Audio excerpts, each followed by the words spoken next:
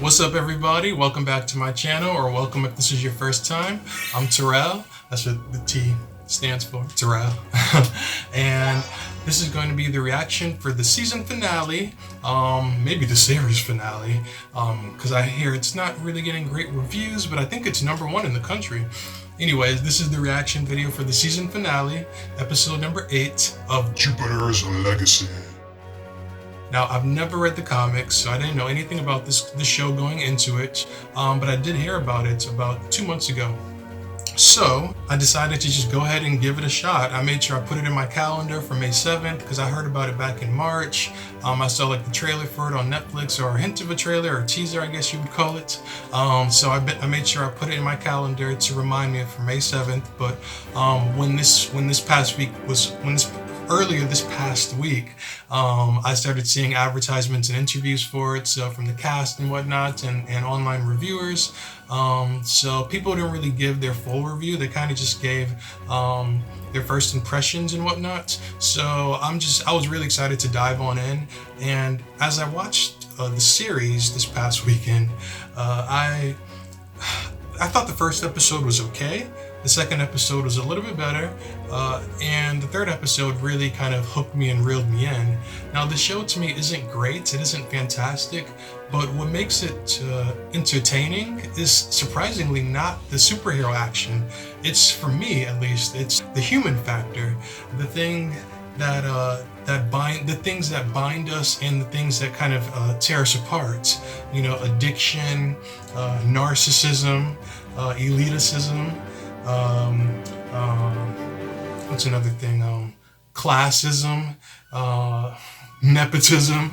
There's so many things going on in this show that a lot of the lead characters have to deal with, and they're all up. You know, the lead characters are part of this big family, and I've really been enjoying all the interactions, the discourse, the love, the conflicts, and you know, just I love how a lot of these characters are in the gray area, and I've been seeing this a lot with a lot of superhero shows this year, especially, particularly with WandaVision. With Wanda definitely being in the gray area in terms of, you know, she may be a hero at heart, but she does villainous things.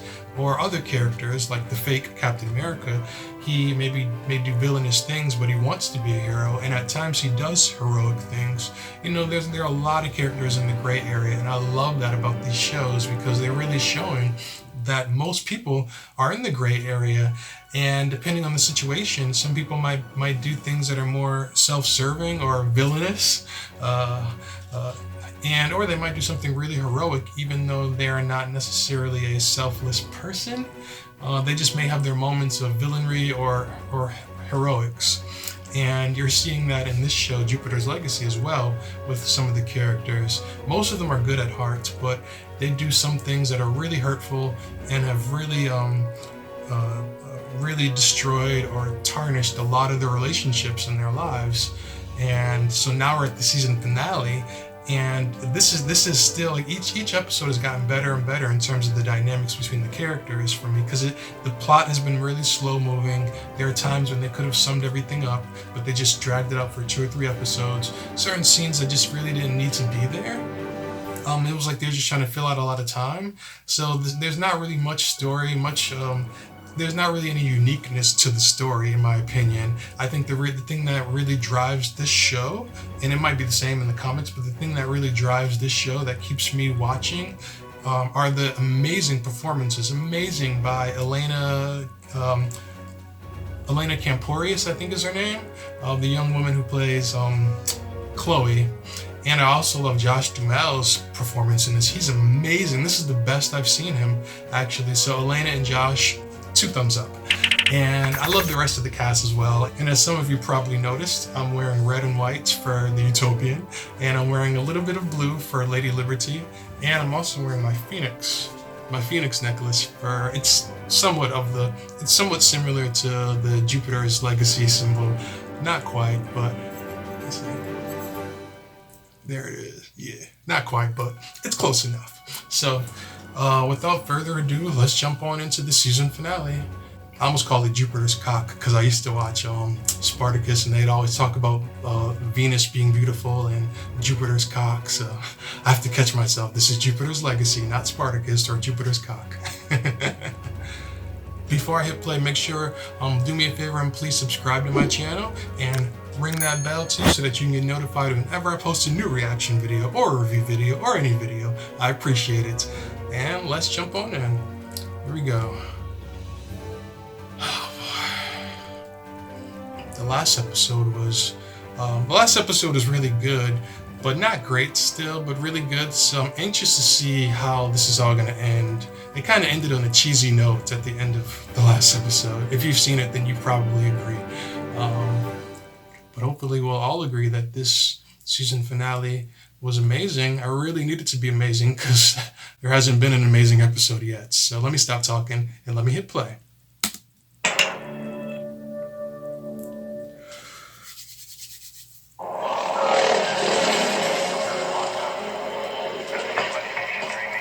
Got my green tea and I'm ready with the child.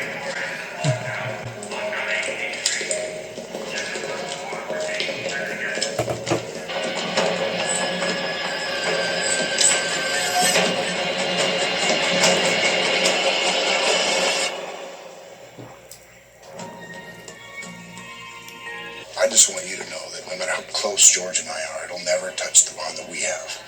All right?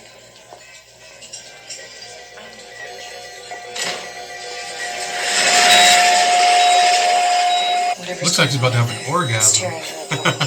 He's like, oh, I'm almost there. I'm so close. With the ultimate super orgasm. Go in and get him. Screw that. This was your call. I really like Lady Liberty. She's like the moral compass of the group. She has so much common sense, but she's so loyal to Sheldon that it's just like there's a conflict there. She feels so torn. He's such a narcissist. I love Josh Duhamel, but where are you going? Meeting up with some people. This guy is so hot. Still some pizza left. What people? People. You know. Oh, like those assholes you were with the night we met? Yeah. Wow. What are you guys doing? Yeah, I think it's better the Utopian's daughter doesn't know exactly what that was. The Utopian's daughter. Chloe. Shit. I thought you didn't care about my dad. I don't. I care about you. And the less you know, the better. Bullshit. All I know is there are parts of both of our lives we don't want mixing. Damn, he is sexy. The son of the world's greatest supervillain and the daughter of the greatest hero. How'd we ever think that shit was gonna work?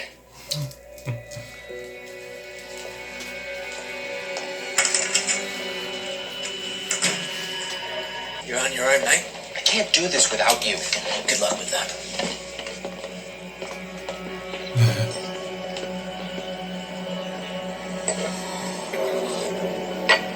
He's really sexy, but that hairstyle is just not Sheds in it. China. I love black and white guys. The best of both worlds. Especially black and Italian.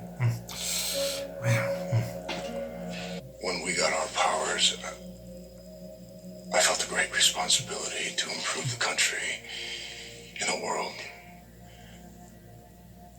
But I had to make a lot of sacrifices to fulfill that responsibility. But how did you guys get your powers? And I've been tough on you because one of those sacrifices involved somebody who was very close to me, somebody who felt like family.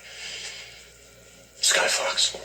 Like, they never showed it. They tell, not show in this Sky show. Fox felt like the code held him back. And he became our worst enemy. That code is born out of narcissism. His. I can't lose you. Like I lost George, I can't. Not with Walt over there right now. You're not gonna lose me, Dad. I thought the same thing about George. He was like a brother. So sexy. I love his swag, too. He's got a lot of swag. He looks like he believes himself to be the smartest person in the room. Inside that room. Even in interviews, he kind of comes off that way. Oh boy.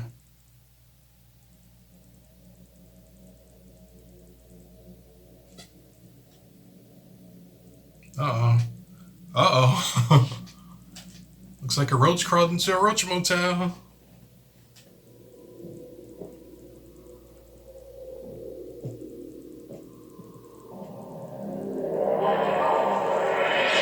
Stop! Black Lives Matter!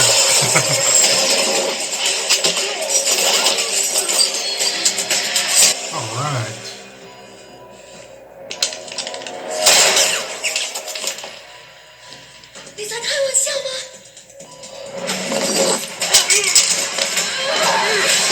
Did she just speak Cantonese? What are you doing here? Saving your ass, idiot. So you've been following me. Think me later, asshole. I need to get out of here. Not until I get what I came for. I have the code. Yeah, so do I. That wig looks so good on her. She's so kick-ass. Because she's really a blonde. Yeah. All right, let's split up. If you see Black Star, don't engage. Find me. Yes, sir. I'm still not sure if Brandon really believes in the code, or if he's just giving lip service to his dad just to pacify him. Because you have to pacify a narcissist, because they're so easily manipulated, especially if you tell them how right they are. You know, because they already believe that to be true, so they're going to believe it when you say it, because it feeds their ego. Okay, what's going on here? His makeup needs work. It's really, well, it's good, but it's not great. In certain lightings, his makeup looks like it's been piled on.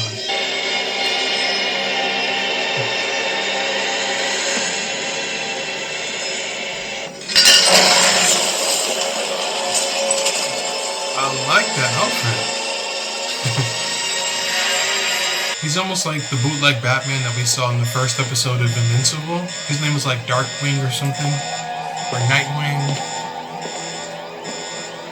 Brandon's costume looks okay, but it could use some improvements, but he needs some kind of headgear. It just looks like he's missing something. You let him go. Or what? You're not going anywhere. I got quite a bit of currency in my hands. Your son took a life to save you and Gracie. Can you do the same to save your boy? Or does the code come first? Even before family?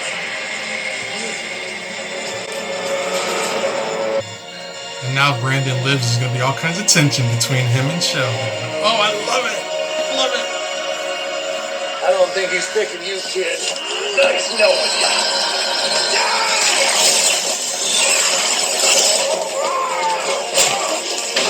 Oh, thank you, Petra. We need Brandon to live so that the drama can continue. Of course, she's gonna die. Hopefully not. But if this were a scary movie.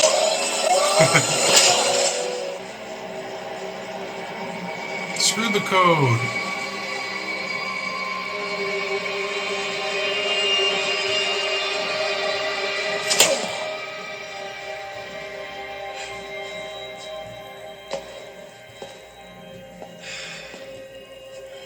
You let him live, then you walked in front of him? He's gonna grab you and try to kill you again. Haven't these people seen a scary movie before? I wasn't gonna let you die. I know, Dad. More lip service. Brandon knows his father would have let him die. Oh, come on, Brainwave.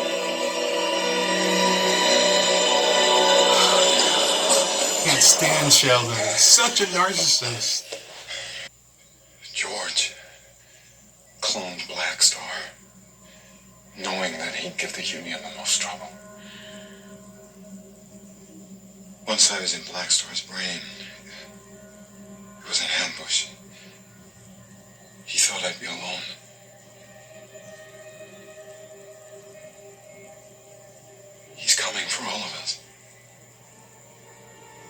It's not gonna happen. Don't underestimate him. I won't. But if he thinks he's gonna come for my family, he's got another thing coming. Grace. Tell him, Grace. We will bring him to justice. Right, it's Mother's Day. I still want to see how they got their powers. Like after they touched the lit mountain rock, like where did the powers come from? Like none of that was explained. Like this show so frustrates me because of that. That's one of the reasons I should say that it frustrates me. We just saw them fly out of the cave and then they were just superheroes and that was it. I keep my drugs in a nightstand. Don't really need a gun. I mean, who gives a backstory without giving the full backstory? So, what is this, like some kind of comic book super weapon? Somebody told me the power cell can punch a hole through the strongest being on the planet. You're gonna use it against my dad? I'm gonna use it to find mine. And then what?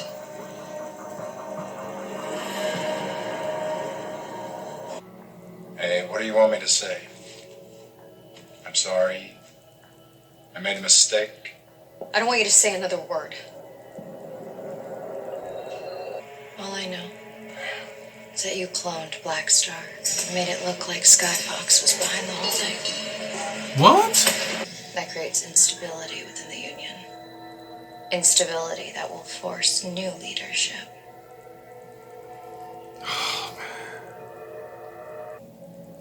Talk about plot This twist. country is spiraling out of control. Thanks to Sheldon's laissez-faire attitude. Say that again. If you want me to keep quiet about this, 50 mil is my price. Will I really buy your silence? I never wanted to bring you in, but Grace didn't give me a choice. And then I thought, maybe you'd be smart. Maybe you'd come over to my side. But no, you're a disappointment. Just like everyone else.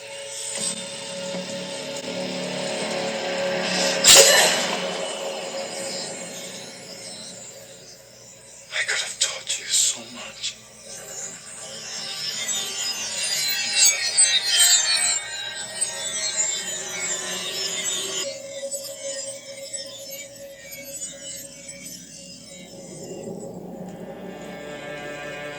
Killed his own daughter.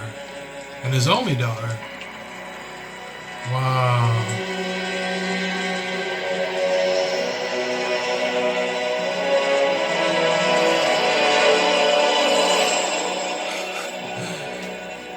God. Wait, was that really the end?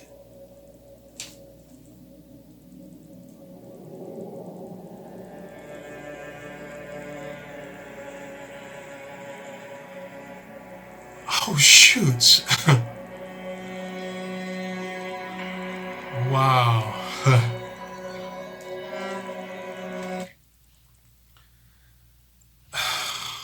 Wow. Oh my God. I need a second.